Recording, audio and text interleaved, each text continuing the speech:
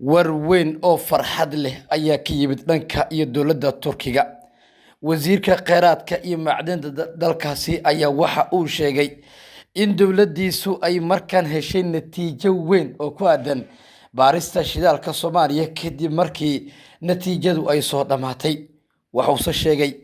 in maalmo kooban ee ka dhiman sanadka 2025 in dib loo dhigay qodista shidaalka sabab la xiriira safarka dheer ay soo galayaan maraakiibta doomaha iyo dhammaan shaqaalaha Turkiga u dhashay oo aanay suuragal ka dhigi karin in bishan December la bilaabo qodista shidaalka Soomaaliya.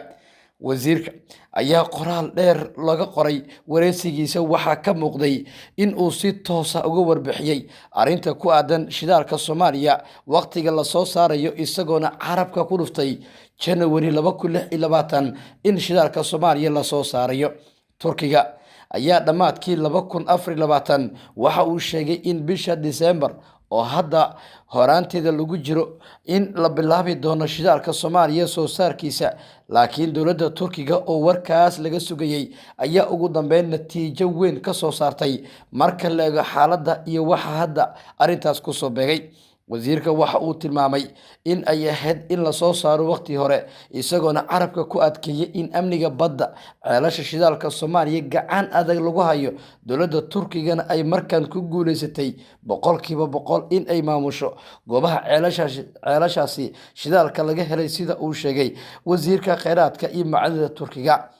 Wasiir Bayraktar waxa uu tilmaamay in dowladdiisa ay markaan kaashanayso sidii maraakiibta iyo doomaha caalamiga ee loogu talagalay in Turkiga u adeegsado in ay ilaaliyaan xeebaha dalka Soomaaliya si loo sii adkeeyo nabadgelyada guud. Waxa uu tilmaamay in dowladda Turkiga muddo ka badan 10 bilood ay ilaalinaysay markabka la yiraahdo Orog Rice oo baarista shidaalka sahanka Soomaaliya xagal 3 angal ku sameeyay isagoona ugu dambeyn ku guuleystay in uu sahmiyo dhul dhan 5,000 oo kiiloomitir isku wareeg ah, taas oo keenaysa in kheyraadka ku jira uu noqdo mid baaxad weyn. Waxa uu tilmaamay in Soomaalida looga baahan yahay in si siman ay ugu faa'iideystaan isagoona tilmaamay in tafaraaruqa iyo kala qaybsanaanta ay keenayso in wadamo la mid ah kuwa Soomaaliya ee Afrika dhaca in kheyraadkooda iyo macaadintooda isku dagaaleen, laakiin aanay rajaynin in Soomaalidu sidaas ay noqoto. Muddo dheer ayuu tilmaamay in dowladdiisa ay maalgelinaysay qaabka shidaalkan iyo masaaminta guud lagu sameyn lahaa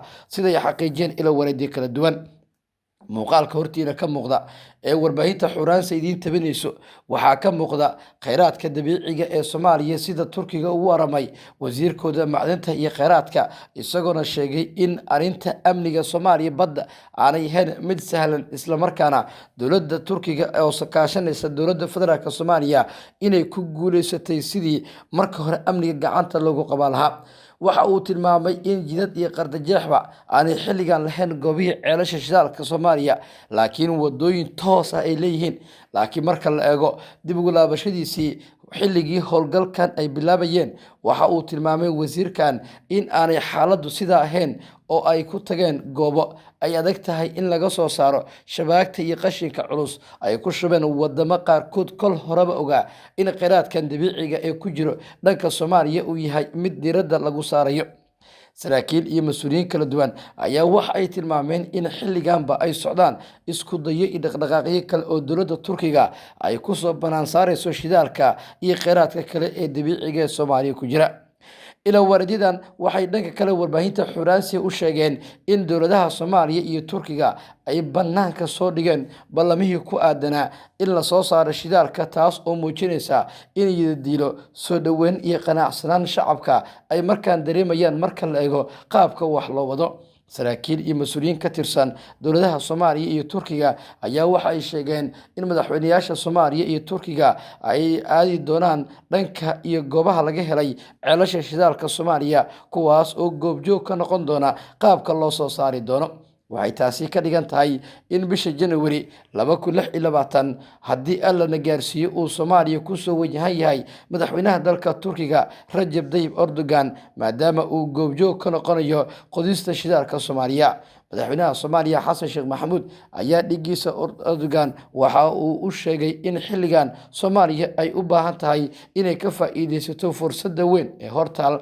ee ah in ay ka mid noqoto dalalka ka faa'iideysanaya kheyraadka dabiiciga ee ku jira dhanka iyo badeeda. wixii warar iyo dhacdooyin arrimahan ka soo kordha baahinteena tan xigta ee warbaahinta Xuraansiga ku daawo.